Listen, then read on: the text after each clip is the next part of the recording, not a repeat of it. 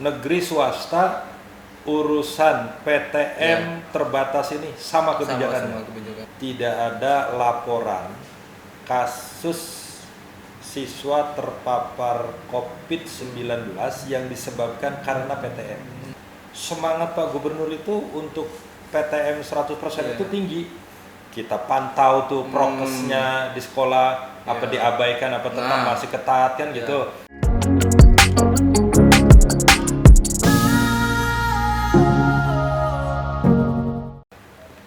Selamat berjumpa kembali dalam tayangan kesayangan kita di Radar Banten Podcast. Sobat Radar Banten, kali ini kita akan membahas seputar dunia pendidikan, di mana pandemi COVID-19 yang sudah berlangsung hampir 2 tahun ini, dalam 3 pekan kemarin sudah dibuka pembelajaran tatap muka bagi siswa SMA dan SMK di Provinsi Banten. Apa saja yang nanti akan kita bahas di sini? Kita sudah berada saat ini di Dinas Pendidikan dan Kebudayaan. Kita akan ngobrol bersama Kepala Dindikbud Banten seperti apa nanti. Tapi jangan lupa simak tayangan kami di Radar Banten Official. Juga bisa didengarkan di aplikasi Spotify. Tidak perlu berlama-lama, sekarang di tengah-tengah kita sudah hadir Kepala Dinas Pendidikan dan Kebudayaan Dr. Haji Tabrani MPD. Assalamualaikum. Waalaikumsalam warahmatullahi wabarakatuh. Sehat Pak Kadis? Maaf nih, saya buka masker dulu ya. Wah, tetap jaga prokes dong, Ya, pasti. baik. Alhamdulillah sehat saya. Pak, bisa sapa dulu Pak Sobat Podcast Radar Banten di kesempatan yang berbahagia ini Pak. Assalamualaikum warahmatullahi wabarakatuh. Selamat siang buat semua sobat podcast Radar Banten. Alhamdulillah hari ini kita bisa bertemu bersama untuk ngobrol ringan soal pembelajaran tatap muka di Provinsi Banten. Pak Kadis, berbicara pembelajaran tatap muka, sebenarnya ada satu hal yang ingin saya tanyakan. Kalau saya harus tanyakan ke Mas Menteri Pak Nadiem Makarim, kayaknya ketinggian nih. Karena berhubung di sini kita sedang dengan Pak Tabrani, PTM sudah dilaksanakan hampir 3 pekan. Sebenarnya senang nggak sih Pak? Sudah dibuka kembali, apa bagusnya dilaksanakan secara daring saja memanfaatkan teknologi? Makasih. Jadi saya kira kalau bicara pembelajaran tatap muka saat ini, yang seneng itu sepertinya hampir semua pihak. Semua pihak. Siswa seneng ketemu dengan teman-temannya, bisa lihat sekolahannya. Orang tua seneng karena orang tua nggak terlalu direpotin oleh anak sehari-hari di rumah. Betul. Guru seneng karena guru ketemu dengan para siswanya, bisa mendidik secara langsung. Pemerintah juga seneng karena nanti tidak terjadinya loss education yang berkepanjangan. Betul. Nah, dengan begini maka PTM membuat senang kepada semua pihak. Iya. Kalau saya sih sebagai orang tua nih Pak, secara pribadi bukan curhat ini Pak. Justru memang senang dilaksanakan pembelajaran tatap muka. Anak tidak ketergantungan terhadap gadget, kemudian materi yang disampaikan memang kalau dalam proses daring itu dimengerti, tapi menurut saya dengan pembelajaran tatap muka apa yang diterima anak itu jadi lebih komprehensif Pak terkait apa yang disampaikan oleh guru, bukan begitu Pak? Iya kan, pembelajaran itu bukan sekedar transfer knowledge ya, tetapi juga transfer value dan lain sebagainya. Jadi pada saat pembelajaran terjadi, anak itu bukan hanya sekedar tahu tentang pengetahuan, tapi juga dia harus tahu bagaimana menanamkan nilai-nilai kepribadian. Nah, itu bisa dilakukan, bisa didapat ketika ada tatap muka antara siswa dengan guru. Daring bisa dipahami, tetapi kan bukan hanya sekedar transfer pengetahuan, tapi kan anak harus juga bersosialisasi. Guru juga harus bisa mentransfer nilai-nilai kehidupan kepada anak. Jadi saya kira meskipun daring baik, tapi jauh lebih baik tatap muka. Iya. Tapi sebagian orang tua bukan mayoritas sih sebenarnya, masih ada yang mengkhawatirkan ketika pembelajaran tatap muka ini dilaksanakan, sudah amankah gitu anak-anak mereka Pak di sekolah? Bagaimana Dindik selama ini sebelum memutuskan untuk melakukan pembelajaran tatap muka, melakukan monitoring ke setiap sekolah Pak? Ini kan untuk demi menimbulkan ketidakkhawatiran di dalam orang tua. Seperti apa itu Pak? Ya, jadi memang kekhawatiran orang tua adalah sesuatu hal yang wajar. Ya. Bahkan menurut saya sangat wajar. Sangat wajar. Kenapa demikian? Orang tua khawatir karena COVID-19 ini belum berakhir. Betul. Ketika anak masuk, kekhawatiran yang paling tinggi adalah anak itu terpapar, Betul. tertular, bukan hanya mungkin oleh kawannya, tapi oleh komunitas lain yang berada di sekitar. Nah, oleh karenanya saya kira kekhawatiran ini wajar. Makanya sebelum PTM dimulai, kami Dinas Pendidikan ini melakukan sosialisasi kepada sekolah yang begitu gencar untuk sekolah itu mempersiapkan fasilitas prokes yang ketat. Mulai punya tempat cuci tangan dengan air mengalir, mengatur jarak tempat duduk, kemudian juga ada termogan, menyiapkan ruang isolasi sesaat. Ada juga ruang isolasi ada. sekolah. Ketika anak misalnya datang, kemudian di termogan, suhunya di atas 37, dicurigai, maka dia nggak boleh masuk kelas. Dia langsung masuk ke ruang isolasi.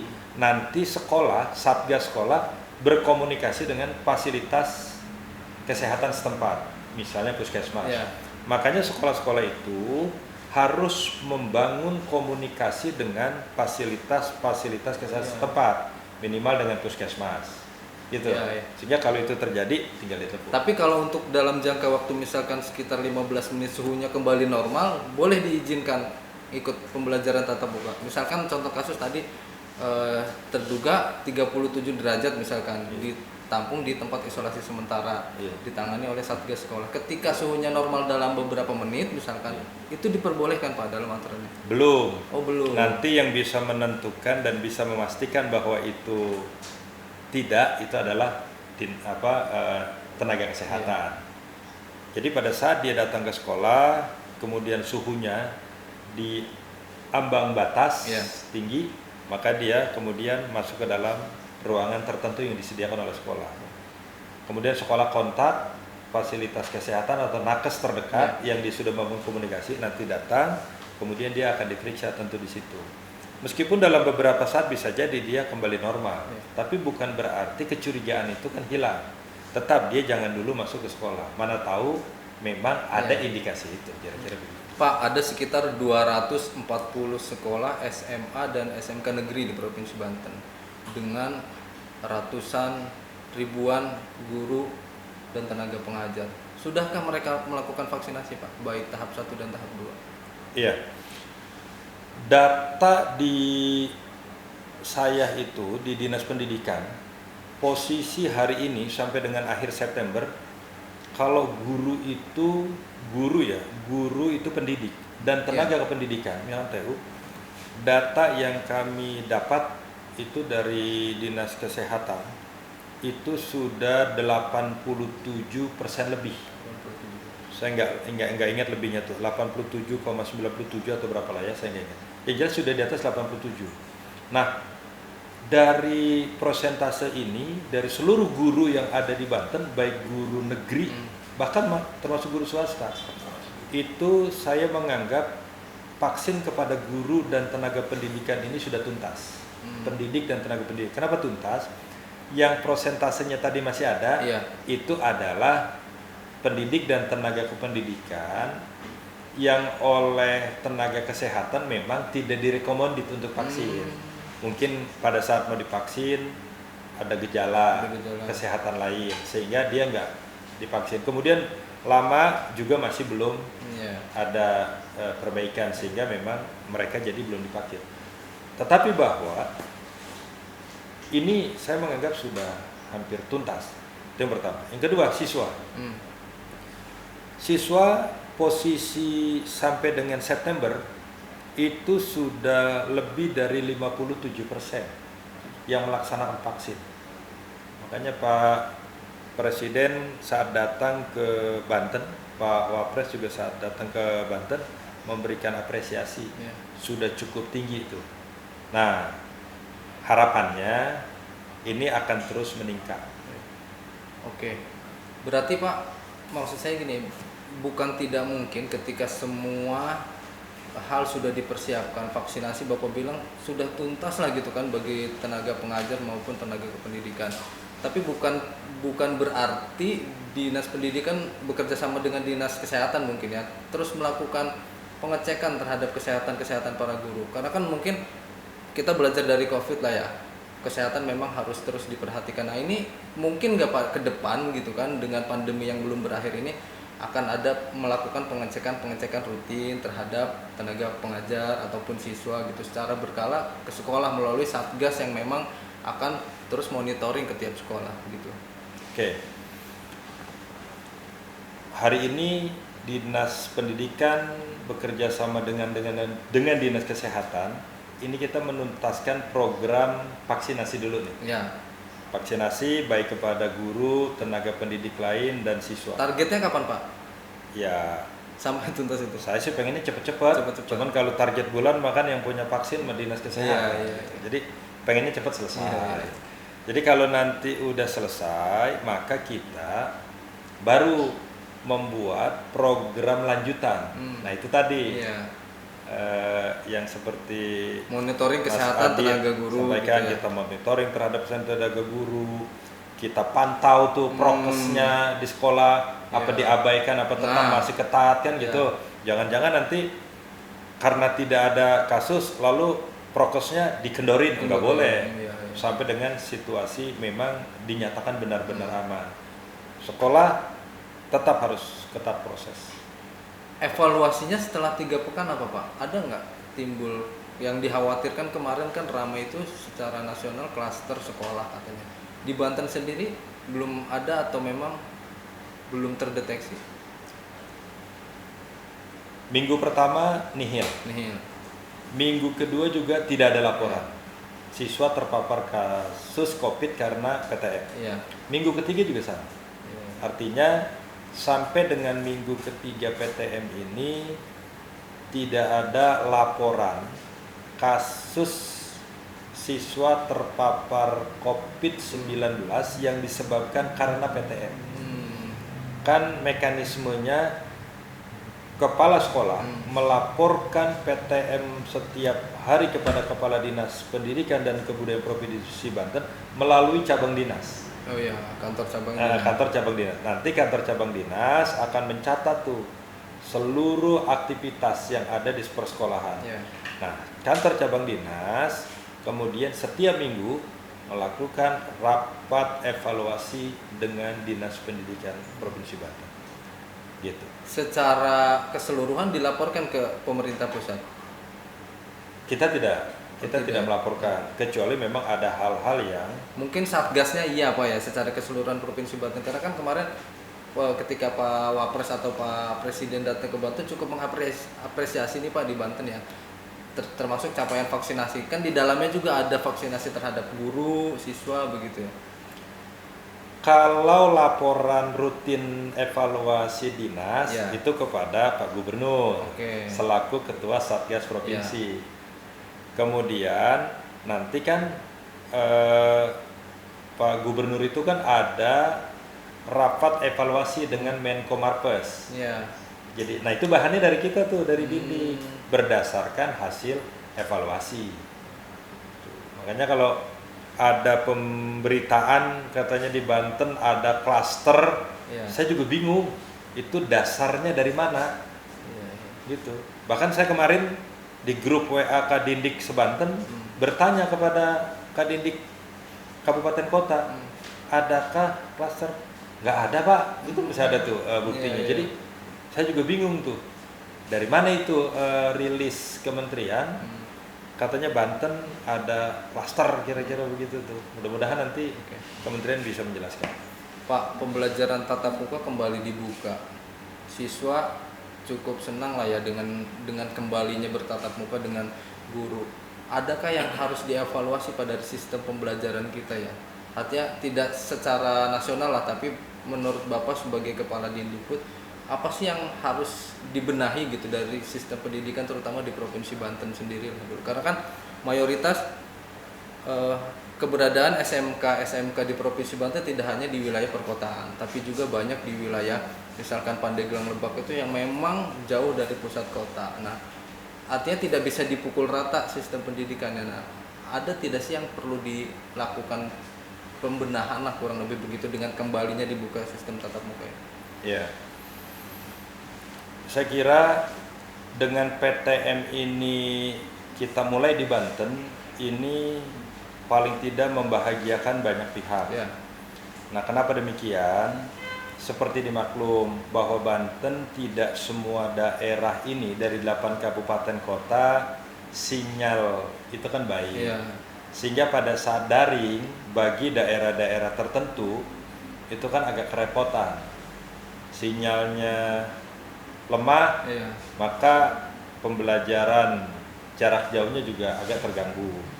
Apalagi kalau mungkin saja ada di antara saudara-saudara kita yang wilayahnya kira-kira blank spot di situ. Ya.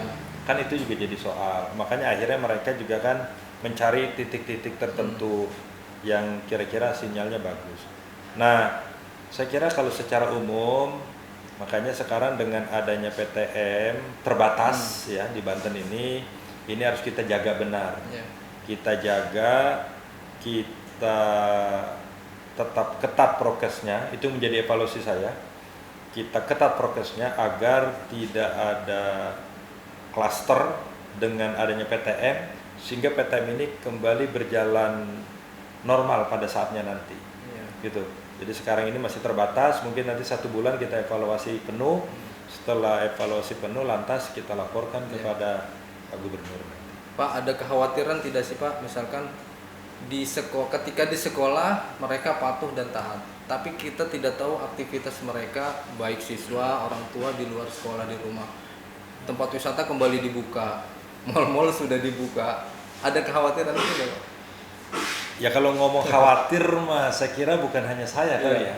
Hampir semua orang Presiden tua pun juga bahkan khawatir. Jadi meningkat kembali ya. kalau bicara khawatir, semua kita tentunya harus khawatir. Nah, makanya saya ingin mengingatkan juga kepada kita semua. Bukan hanya kepada siswa, juga kepada orang tua, bahwa COVID-19 ini belum berakhir. Kita tetap harus waspada, kita tetap harus ekstra hati-hati di mana saja kita berada. Prokes tetap harus ketat. Anak-anak jangan terlalu euforia dulu dah. Sekarang giliran sekolah aja dulu, nggak usah dulu ya rekreasi yang berlebihan lah kira-kira. Pak, sudah ada ini belum Pak arahan dari Pak Mas Menteri gitu Pak terkait rapat kerja nasional misalkan seluruh kepala Dindikbud atau ya hingga ke tingkat teknis terkait pembelajaran saat ini Pak? Kalau rapat kerja mengundang kepala dinas pendidikan seluruh provinsi, saya sih belum mendapat ya undangannya. Tapi bahwa Mas Menteri itu hadir dalam rapat evaluasi bersama Menko Marves yang dilaksanakan setiap akhir dari pelaksanaan PPKM ini, itu hadir Mas Menteri menyampaikan beberapa arahan-arahan. Saya pernah hadir di situ mengikuti, dan kebiasaan Pak Gubernur kan kadang menugaskan Pak Asisten gitu ya, nanti juga bahan-bahannya tetap diminta dari sini. Saya kira itu, kalau rakor seluruh kepala dinas itu belum, tapi Mas Menteri selalu menyampaikan dalam rapat-rapat evaluasi PPKM. Pak Gubernur sendiri apa sih Pak, ada harapannya mungkin Pak pernah menyampaikan secara khusus ke Pak Tabrani, misalkan lu awasin terus, misalkan jangan sampai anak-anak begini begitu terkait COVID. Ada nggak sebenarnya keinginan Pak Gubernur yang memang disampaikan gitu kan terhadap pembelajaran di sekolah ini Pak? Pak Gubernur selalu berpesan, pertama jaga prokes. Kalau nanti memang sudah aman, Jangan pakai 50%, 80%, kalau perlu 100%. Semangat Pak Gubernur itu untuk PTM 100% itu tinggi. Asalkan semuanya harus saling menjaga. Gitu. Kenapa begitu? Udah pada bosan belajar di rumah. Semuanya udah pada bosan, jadi pada pengennya belajar di sekolah aja. Gitu. Makanya itu yang harus saya lakukan sekarang bersama dengan teman-teman. Dinas, kepala cabang dinas, pengawas sekolah, kepala sekolah, guru, semua harus bersama-sama untuk menjaga prokes. Pak, satu, ada membedakan nggak antara sekolah swasta dan negeri terkait perhatian terhadap hal ini? Nggak ada. Nggak ada. Negeri swasta urusan PTM terbatas ini sama kebijakannya. Sama kebijakannya. Jadi kalau di negeri harus prokes ketat, di swasta juga harus prokes ketat. Makanya kalau sampai ada laporan sekolah swasta yang mengabaikan prokes ketat, saya tutup itu sekolahannya untuk tidak melaksanakan. Tapi belum PTM. sampai mengeluarkan sanksi kan Pak ya? Belum. Ya, artinya ngingetin. masih ngingetin aja gitu ya. Iya. Gitu. Menarik. Satu hal Pak, ketika ini nanti kembali dibuka 50% pembelajaran tatap muka terbatas, 80% kemudian 100%. Berarti kan bukan tidak mungkin akan ada menambah ruang kelas baru ataupun penambahan fasilitas di sekolah. Nah, program Dindikbud sendiri ada nggak Pak ke depan misalkan di 2022 untuk penambahan unit kelas baru misalkan itu? Dengan tidak sistem shift, sekarang kan masih sistem shift juga ya, ada yang pembelajaran tatap muka terbatasnya sistem shift juga. Begini, kan sekarang itu PTM terbatas, kan bukan berarti karena nggak kebagian kelas, nggak kebagian ruang belajar. Ini disebabkan karena kondisional adanya pandemi COVID ini. Ketika anak nanti masuk 100%, secara keseluruhan sekolah-sekolah negeri utamanya, kan ruang kelas nggak ada masalah. Kembali nih 100% nggak ada masalah. Yang ada masalah itu hanya satu. Hari ini ada beberapa sekolah-sekolah yang berstatus filial atau kelas jauh itu yang masih numpang. Itu yang secara bertahap akan diselesaikan oleh pemerintah. Di wilayah mana Pak? Contoh, di Lebak misalnya. Lebak itu ada SMA, SMK, yang paling banyak sekolah filial, sekolah numpang itu di Lebak. Oh, di Lebak. Di Lebak. Tahun ini prioritas kita itu menyelesaikan, ini di 2021, menyelesaikan sekolah-sekolah numpang SMA, SMK yang ada di Kabupaten Lebak. Numpang itu dalam artian setelah sekolah yang punya ini beres pembelajarannya mereka masuk gitu. Ya, jadi ada sekolah filial namanya. Itu peninggalan masa lalu ya. SMA statusnya negeri, numpang di SD, numpang di madrasah misalnya. Kan kasihan tuh. Nah, ini nanti akan kita bangun. Di 2021, bila tidak ada halangan, akan kita bangun untuk sekolah-sekolah prioritas filial itu yang ada di Kabupaten Lebak utamanya. Supaya nanti mereka nggak numpang lagi. Oke, baik Sobat Podcast Radar Banten, kebersamaan kita tidak terasa hampir sekitar 30 menit. Di akhir penghujung podcast ini saya ingin menanyakan ke Pak Tabrani satu harapan saja Pak terkait pembelajaran tatap muka ini. Mudah-mudahan di tahun depan terutama kasus COVID semakin menurun gitu kan, kemudian pembelajaran tatap muka bisa dilaksanakan dengan 100%. Harapan dan imbauan terhadap siswa dan orang tua Pak terutama Pak. Baik, sahabat podcast Radar Banten, kesempatan yang baik ini saya ingin menyampaikan bahwa mari sama-sama kita jalankan pembelajaran tatap muka terbatas ini dengan baik. Patuhi protokol kesehatan yang diterapkan di sekolah agar tidak adanya kasus COVID-19 di sekolah yang disebabkan karena PTM. Dengan begitu harapan saya ke depan, mudah-mudahan kalau nanti PTM ini terbatas ini berjalan baik, kemudian COVID-19-nya selesai, maka mudah-mudahan ke depan PTM 100% itu bisa terjadi. Terima kasih. Baik, berarti intinya tidak ada tawar-menawar terhadap penerapan protokol kesehatan terkait pandemi COVID-19 saat ini. Oke, terima kasih. Kita sampai di penghujung podcast Radar Banten. Saya Aditya Ramadan mohon pamit. Pak Tabrani, Kepala Dinas Pendidikan dan Kebudayaan Provinsi Banten mohon pamit. Terima kasih. Assalamualaikum warahmatullahi wabarakatuh. Assalamualaikum warahmatullahi wabarakatuh.